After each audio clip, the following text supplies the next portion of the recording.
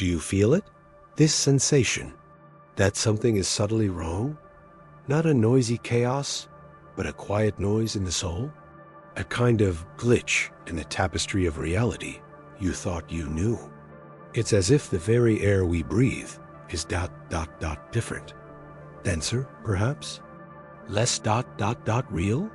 Many whisper of strange times, of the thinning veil, but few understand the true nature of this anomaly. It's not the outside world that's going mad, even though it seems that way. It's something more intimate, more insidious. A silent erosion of who you are, what you remember, what you aspire to be. It's a subtle attack on your very essence. In this sanctuary of whispers and revelations, let's dive together into the murky waters of this sensation. Let's explore the hidden mysteries behind this feeling of disconnection. Ancient wisdom warns us of cycles of forgetting and rediscovery. Could we be experiencing one of these cycles, but with technology that amplifies amnesia? We will talk about how the shadows move to rewrite your history, to undo your memory, to fragment your soul. It is a form of reverse inner alchemy, forced upon us without consent. But there is a way back. There is a way to rekindle the flame of spiritual enlightenment that resides within you, to reclaim your sacred ground within, to unlock the secrets of this age, and perhaps even glimpse the cosmic energy that connects and eludes us. It takes courage to look within. If you feel this calling, this silent urgency for clarity, show me. Leave your trail. Like this video to signal that you are ready for the journey. Share it with those who also feel the glitch. And above all, subscribe to this channel. For the forbidden texts of self-discovery are not found in public squares, but in the forgotten corners of existence, in the secrets whispered among seekers. Prepare yourself. The truth is stranger and more vital than you can imagine. This feeling of glitch is not a mere modern discomfort, my seeker. It is the echo of an ancient battle described in forbidden texts that challenge the established. Power. Consider the writings of Gnosticism, such as those found in the Nag Hammadi Library, discovered in Egypt in 1945. These texts, considered heretical for centuries, speak of forces, sometimes called archons, that weave a web of illusion to imprison the soul, to make us forget our true divine origin and our potential for spiritual enlightenment. They attack not the body directly, but perception, memory, the very sense of identity. Isn't it curious that the tools that shape our perception and memory today, algorithms and networks, operate in such a similar way, feeding on our fragmented attention, healing a digital identity that often bears little resemblance to our inner being? Isn't this the inner alchemy we seek, the transmutation of the lead into gold of the being? It is an inner alchemy in reverse, where the potential gold of the soul is reduced to raw, malleable, and controllable data. Ancient wisdom has always warned us, the outside world is a reflection, but also a mirror that can distort the inner image. The digital age amplifies this distortion to unprecedented levels. The constant curation of the self online, the incessant search for external validation, the relentless flow of information designed to capture and retain your attention. All of these are subtle claws that unravel the very fabric of your essence. Your memory is outsourced to the cloud. Your personal history is formatted into linear feeds. Your interactions are mediated by invisible filters. The hidden mysteries of this age lie not in dusty grimoires, but in the codes that dictate what. You see, what you think, who you believe you are. Recognizing this process is the first step toward resistance. It's beginning to feel the difference between the cosmic energy flowing through a whole, vibrant being and the residual depleted energy of a digitized, fragmented, and exhausted self. The glitch is the sign of your soul resisting programming. It's the whispered reminder that there is something more, something deep and real beneath the polished, superficial surface of digital existence. But if these forces are so powerful, If they can rewrite the self so effectively, what about the very reality they project? Is the glitch we feel only within ourselves, or is it a symptom that the very tapestry of perceived reality is being rewritten? And that's precisely where the profound and silent tragedy lies. The gradual loss, not by a sudden blow, but by a constant dissolution, an incessant drip of stimuli that drains the essence. Ancient wisdom, in its subtle and hermetic teachings, already warned of external forces that seek to shape perception, obscure inner vision, and divert the seeker from their original path. They spoke of veils of illusion, of astral and earthly influences that distort spiritual enlightenment. Today, these veils are made of pixels and algorithms, and these influences manifest as incessant notifications, curated feeds to hold your gaze captive, narratives designed to replace your own story. This crisis is intimate, personal. It's not about the end of the world, but about the end of your world, of that inner universe you intended to build, of the self you felt had potential and that now fades, diluted in the digital cacophony. It's a dangerous form of forgetting not of the birthday, but of the purpose, the direction the soul yearned for. The hidden mysteries of this era confront us with a new form of possession, that of your focus, your memory, even your identity, by the machine and those who control it. Inner alchemy becomes the art of distilling the true self from the toxic amalgam of external data and other people's projections. It's hard work, because today's forbidden texts are the codes that run in the clouds, inaccessible and omnipresent, rewriting the rules of human interaction and self-perception. Feeling the glitch, this anomaly in your own sense of being, is the first glimpse that your individual cosmic energy resists uniformity, forced fragmentation. It's the soul crying out, I am more than a profile. I am more than a search history. But if this technology has the power to reformat the human psyche at such a fundamental level, to the point of making us forget who we intended to be, what guarantees us that the very reality we perceive through these same channels isn't being, in some way, equally altered? This is the question that haunts us in the quietest corners of our being. The ancient wisdom of various traditions already whispered about the illusory nature of the perceived world. Consider the Hindu Maya, which describes the material universe as a veil of illusion, a tapestry woven by the senses that prevents us from seeing ultimate reality. Or the Gnostics, who spoke of a demiurge creating an imperfect world, a sensory imprisonment that we must transcend to attain spiritual enlightenment. These traditions, in their hidden mysteries, warned against the trap of appearances. Now, if the ancient illusions were constructed by the limitations of the senses and the narratives of culture, what is the nature of this new illusion? Woven not by lesser gods, but by impersonal algorithms? They filter, prioritize, and conceal. They decide what is visible, what is relevant, what exists within their digital universe. And as we increasingly live in this universe, the boundary between digital reality and reality becomes blurred. Your perception of the world, of events, of other people, everything is mediated, curated. Inner alchemy, the search for truth within oneself, is bombarded by an external reality that is, in essence, a controlled projection. The forbiddens. Texts of our era are not sealed in crypts, but reside in the servers, in the source codes, in the inaccessible databases that map our lives and modulate our feeds. Understanding these mechanisms is to unravel the hidden mysteries of how our perception is being shaped in real time. This knowledge is difficult to obtain, as the very structure is designed to be opaque. Our cosmic energy, the life force that pulsates within us, is directed to interact with this architecture of bits and bytes, fueling the illusion with our attention and emotion.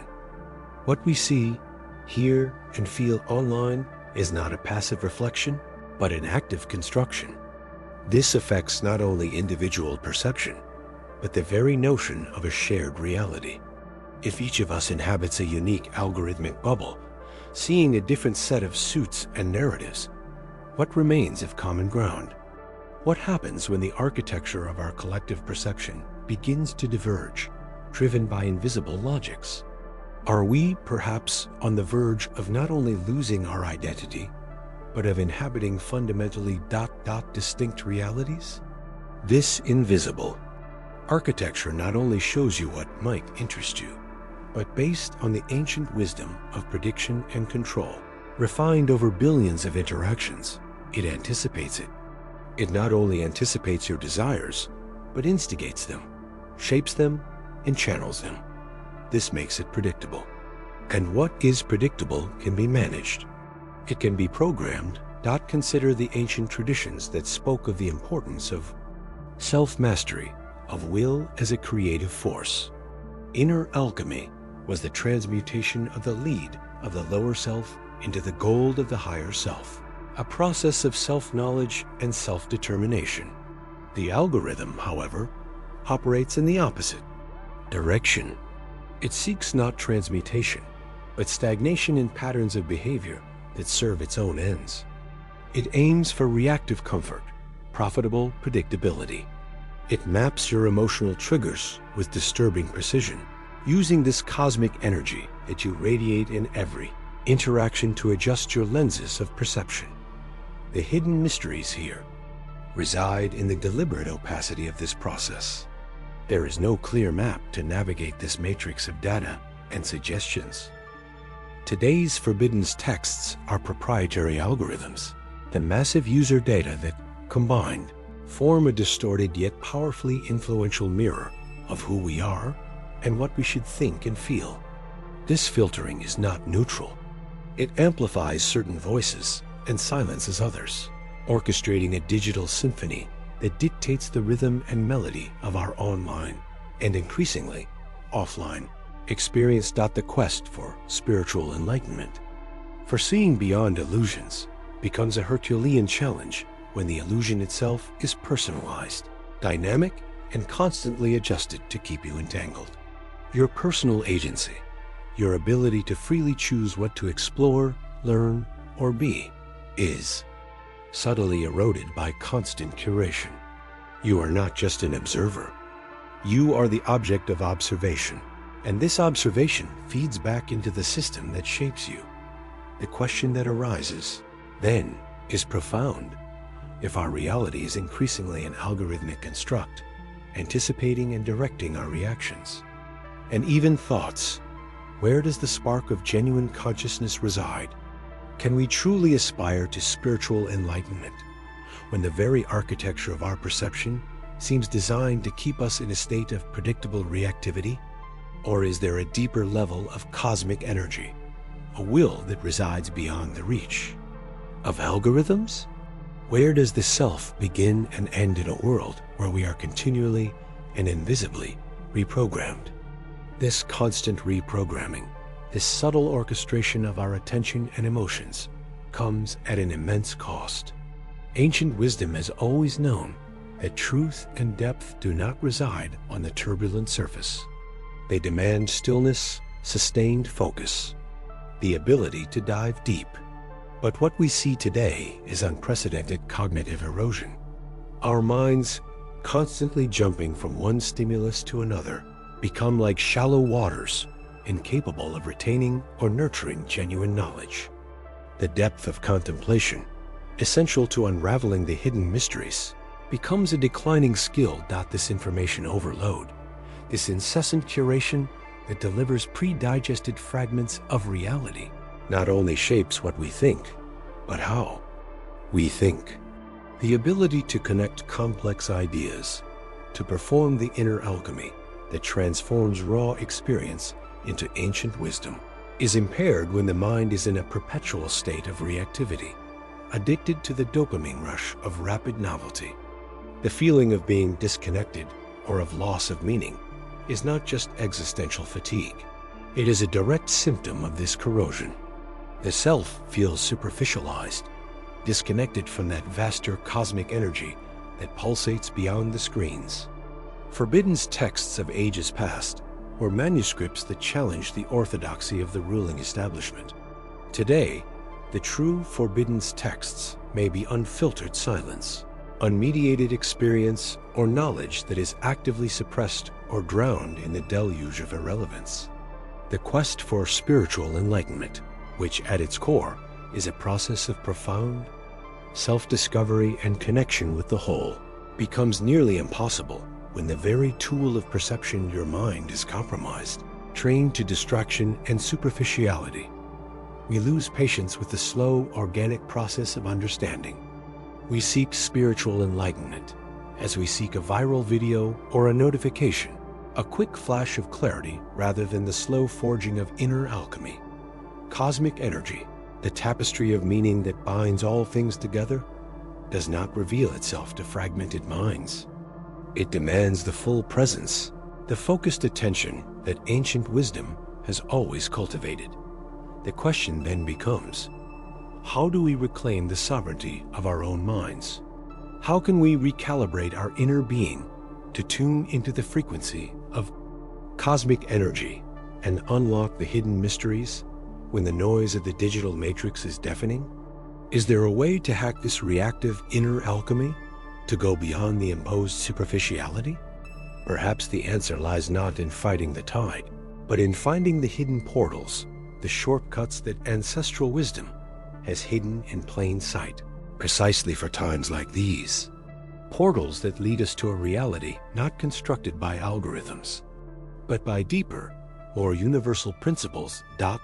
Imagine a mirror where your reflection fades, not because the glass is broken, but because the image before it has lost its sharpness. Ancestral wisdom in various traditions spoke of the danger of losing one's essence, of becoming a shadow. It was not just a metaphor for physical death, but for the death of identity in life. In ancient Egypt, concepts such as the Ka, life force, the double, and the Ba, the personality, the spirit soul, depended on memory, offerings, and the remembrance of the living to persist. Losing this connection was the second death. Zoroastrianism, with the Fravashi, the guardian, and ancestral spirit, emphasizes the importance of lineage and personal history. When our mind becomes a blur, unable to retain lived experience, to weave the fabric of our own narrative, we are deeply wounding these vital aspects. How can inner alchemy, the transmutation of the self, occur if the foundation, the memory of who we were, what we learned, the pains overcome, and the joys felt is corroded? Inner alchemy requires a deep understanding of the material to be worked, yourself. But if yourself is a nebulous landscape, the process stagnates before it even begins. The forbidden texts, often marginalized for their challenging view of reality, contain hidden mysteries about forces that actively seek to numb and distract human consciousness. Gnosticism, for example, describes the archons, entities that construct an illusory reality, the material cosmos as we know it, to keep souls trapped, ignorant of their divine origin, and prevented from achieving spiritual enlightenment. Doesn't it sound disturbingly familiar? A digital reality of incessant stimuli, constructed to capture attention and obscure deeper truth. This is a modern form of subtle imprisonment. When inner identity fragments, when the self becomes malleable due to the lack of defined contours, something external invariably rushes in to fill the void, to offer a new definition, to write the story you've forgotten how to tell. Cosmic energy, the very life force that animates the universe and connects us to it, can only flow fully through a whole being, a present and cohesive consciousness. A fragmented mind cannot perceive it, much less channel it into inner alchemy. So, if the inner mirror is clouded, if the ancestral wisdom warns us of the loss of essence, and the hidden mysteries point to external forces that benefit from our disconnection, what is truly defining who we are when we can no longer define ourselves? If our personal history unravels into an endless stream of ephemeral data, who becomes the narrator? Could the ancient warnings about principalities, manipulating perception, find their most potent and insidious manifestation, not in arcane rituals, but in something as mundane and omnipresent as algorithms? If our internal compass points to nothingness, if our presence in the physical world becomes a mere appendage of a digital projection, we lose the ability to anchor consciousness. Ancient wisdom has always taught that true inner alchemy, the transmutation of the lead of mundane existence into the gold of awakened consciousness, requires a whole vessel, a being fully inhabiting their body and their moment. The hidden mysteries, present in traditions ranging from Egyptian Hermeticism to Gnosticism, describe the cosmos as a mirror, a reflection of our internal state. If the external reflection appears distorted and chaotic, perhaps it is because the internal mirror is broken. Many forbidden texts, those marginalized by orthodoxies that fear the power of direct knowledge, speak of the importance of self-knowledge as the key to transcending the illusions of matter and achieving spiritual enlightenment. For example, the Gnostic Gospels, such as the Gospel of Thomas, frequently urge, "If you know yourselves, then you will be known, and you will know that you are children of the living Father." They contrast this inner truth with the ignorance imposed by the Archon, the controlling entity of illusory matter. This is a warning about being defined by external forces, losing our divine origin and the ability to freely access cosmic energy. When we spend more time navigating digital streams, reacting to stimuli constructed by others, the synapses of our brain, and more importantly, the fibers of our soul, begin to restructure themselves, not according to our essence, but according to the pattern of the external labyrinth. The physical body, the temple of inner alchemy, and the vehicle of cosmic energy, becomes a burden, a distraction from the artificial realities that demand our full attention. The disconnection is profound. We lose the ability to feel the earth beneath our feet, the wind on our skin, our very breath as a sacred act of connection with the source of life. This fragmentation of the self, this subtle renunciation of the inner temple in exchange for a virtual dwelling, is not accidental. It creates a malleable being, easily influenced, whose emotions and thoughts can be directed. If the ancient hidden mysteries and ancestral wisdom warned of the forces that feed on our ignorance, what about those that feed on our attention and shape our perception on an unprecedented scale? Who are the new archons in the digital realm? And what are the principles that govern the architecture of this new reality, which seems to have learned so well the secrets of the forbidden texts about mind manipulation? The question of who the new archons are in the digital realm and what principles govern this architecture of control leads us to a forgotten truth. The answer was never just outside. The first lesson of ancient wisdom, echoed through the hidden mysteries of all cultures, is that the true battle is fought in the inner sanctuary. Reclaiming the scattered self begins with a radical movement, turning attention inward. This is the first step of inner alchemy, the transmutation of external chaos into internal divine order. Before we could be swallowed by the digital vortex, the ancients already understood that the source of power and clarity lies in connecting with the cosmic energy that flows through our very being. The forbidden texts, a few sibilant fragments that have survived, not only detail external power structures, but crucially, provide methodologies for strengthening the inner temple against intrusion and manipulation. Practices of stillness, of contemplative silence, described in veiled scrolls, are master keys to attuning individual consciousness to universal frequencies, an essential act for spiritual enlightenment. This journey inward is not an escape, but a regrouping. It is feeling the pulse of one's own existence beyond the echo of artificial notifications and validations. It is rediscovering the silent language of the soul, which speaks in the vibration of the earth beneath our feet and in the rhythm of our own breathing.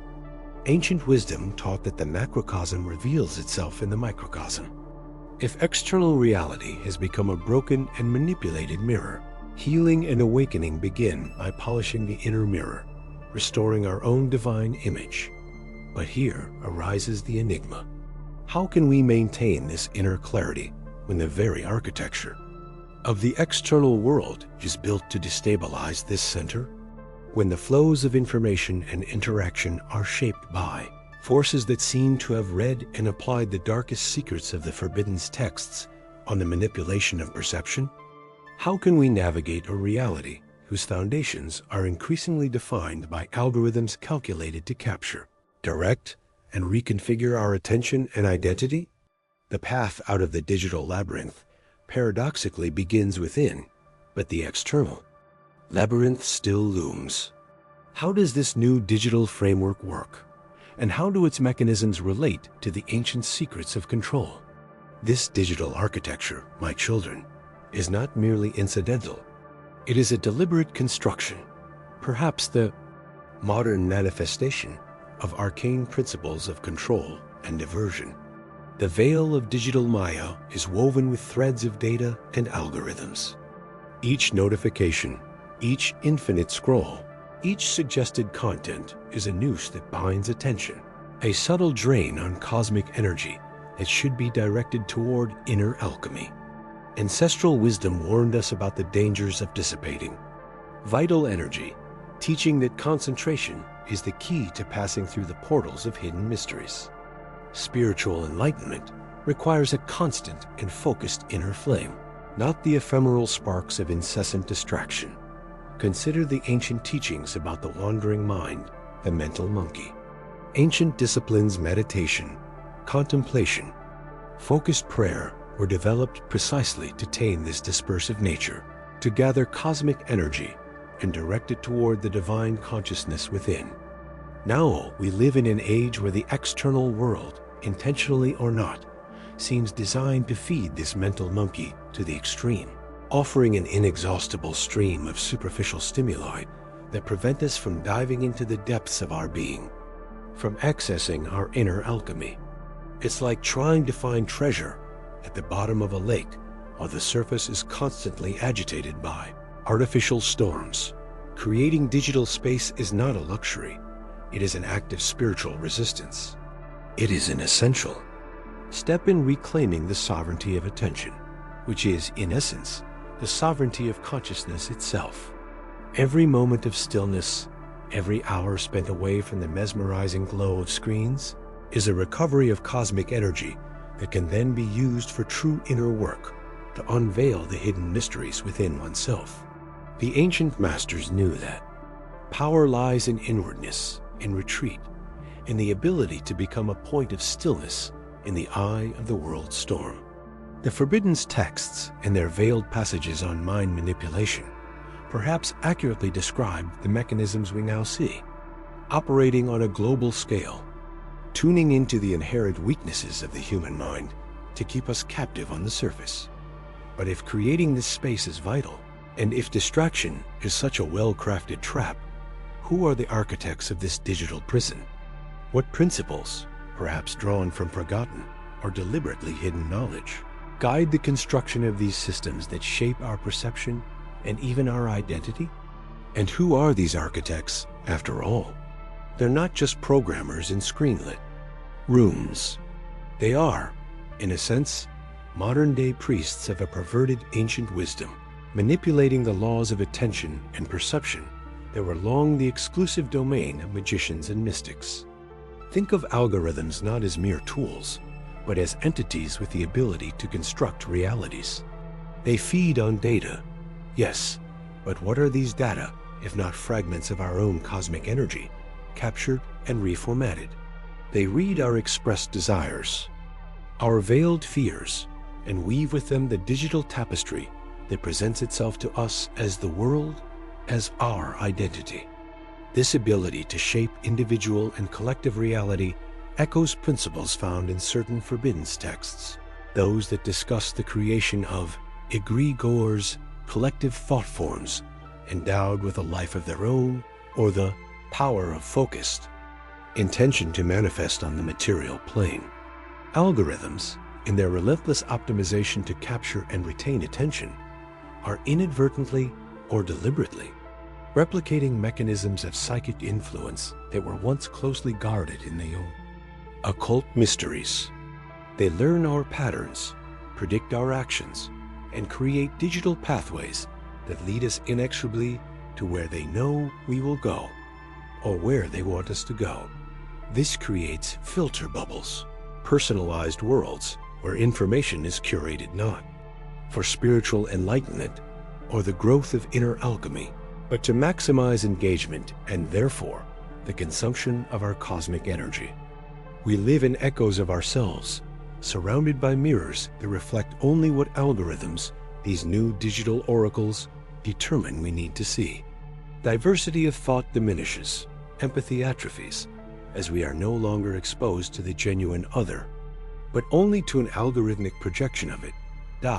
They are architects of identity because, by constantly presenting us with content that reinforces certain aspects of who we were, or what the data suggests we will become, they subtly shape who we become. Our inner alchemy, the sacred process of transforming the lead of personality into the gold of authentic being, is constantly diverted by this digital current that pushes us toward prefabricated identities, optimized for the system. But if these algorithms are so effective at constructing and manipulating what we perceive as reality, using principles that perhaps connect to ancient understandings of the mind and the cosmos, what does this tell us about the fundamental nature of reality itself? Could the glitch we feel, this discomfort that something is wrong, be just a bug in the code of a much larger simulation?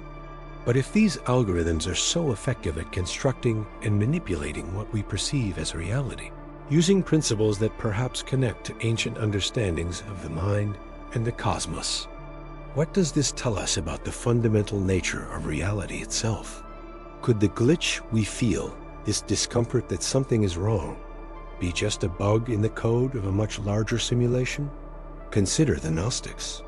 For them, the material world was not the perfect creation of a supreme god, but rather the flawed work of a lesser demiurge, assisted by entities called archons. These entities, according to some forbidden texts, such as those found in the Nag Hammadi library 4th century, manuscripts that preserve ancient esoteric teachings, sought to keep humanity trapped in ignorance and the cycle of material existence, manipulating the perception of reality.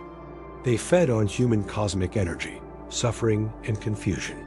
Doesn't this sound disturbingly familiar? Algorithms act as digital archons, constructing a consensual but false reality that traps us in cycles of reaction and engagement, diverting our cosmic energy into the system. They offer us a version of reality that is palatable and addictive, but which distances us from ancient wisdom and true spiritual enlightenment. Inner alchemy, the process of awakening to our divine nature and transcending the material world, is hindered when our vital energy and attention are constantly drained into the digital labyrinth constructed by these new architects. These asterisk hidden mysteries asterisk have not disappeared. Perhaps they have simply changed their guise.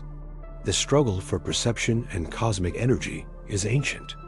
What the Gnostics called archons and demiurge, other traditions may have called illusory forces, demons of the mind, or simply the ignorance, avidya in Buddhism, that traps us in samsara, the cycle of suffering. The profound question is, if our experience of reality can be so efficiently manipulated, both in the past by forces that sought to imprison us, and now by codes that seek to engage us. Where does true reality reside? And what does the perception of this glitch, this inconsistency, reveal to us about the observer, about the consciousness that senses something is off? Is the glitch a flaw in the simulation's code? Or is consciousness, which is inherently free, signaling its refusal to be imprisoned by any architecture, be it ancient or digital? Perhaps this glitch we feel isn't a flaw, but the call of our own conscience, the ancestral wisdom whispering, that the truth isn't out there, on screens, but in inner alchemy. It's the invitation to decipher the hidden mysteries within ourselves, seeking the spiritual enlightenment that frees us from illusion. Our cosmic energy, our life force, must be directed to reclaim our sovereignty, our authentic being. True reality resides in the depths of our being, beyond any external architecture. What does this glitch reveal to you about your own truth? Share your insights in the comments. If this insight resonated, like and share this video so more souls may awaken, and subscribe to delve deeper together. And to continue this journey, watch this next video.